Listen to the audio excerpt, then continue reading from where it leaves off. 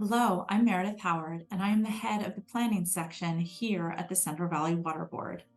I am the program manager for three of the board's programs, including the Basin Planning Program, the Total Maximum Daily Load Program, and the Delta Program.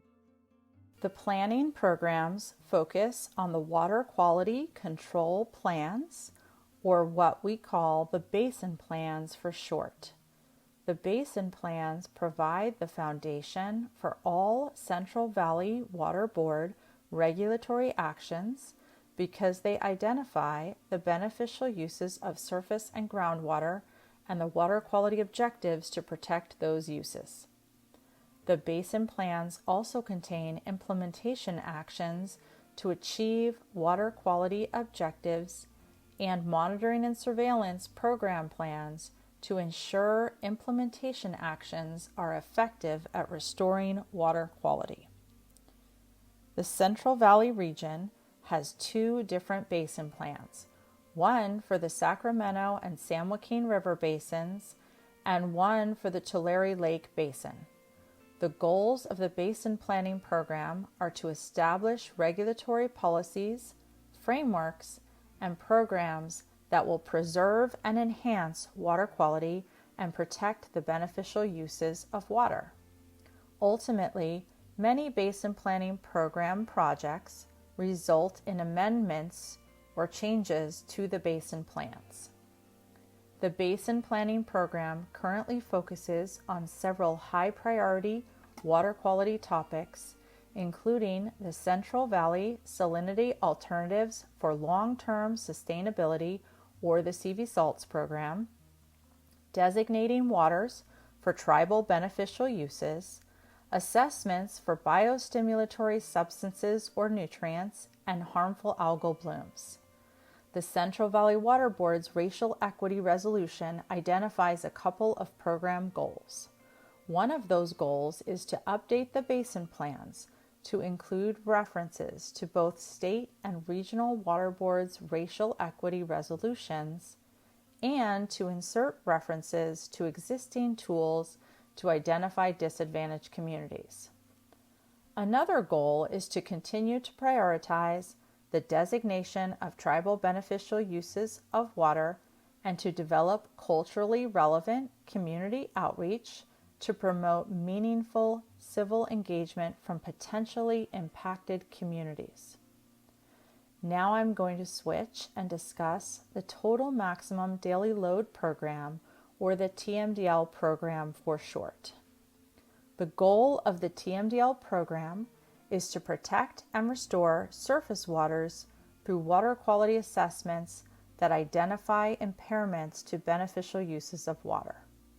The Clean Water Act requires states to develop a list of surface water bodies that do not meet water quality standards and are considered impaired, called the 303D list.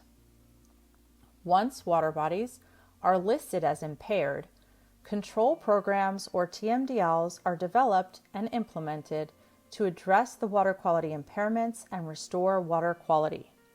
These control programs, or TMDLs, can establish pollutant load reduction targets based on the maximum allowable pollutant loads to meet these targets. In California, TMDLs must include implementation plans to achieve the pollutant load reductions.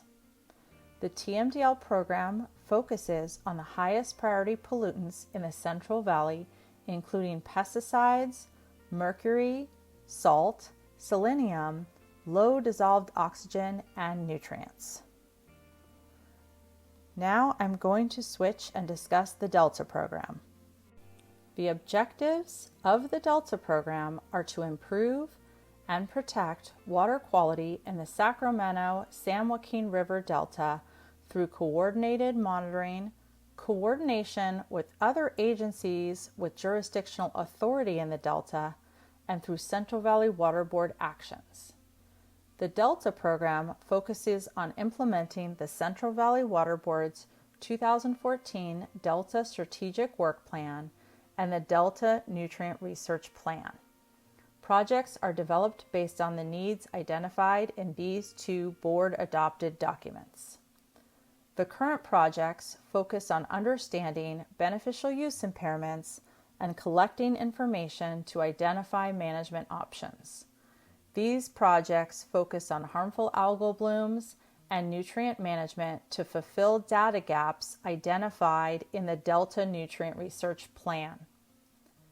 Another element of the Delta program is the Delta Regional Monitoring Program, which was formed to conduct regional assessments of water quality conditions through coordinated monitoring.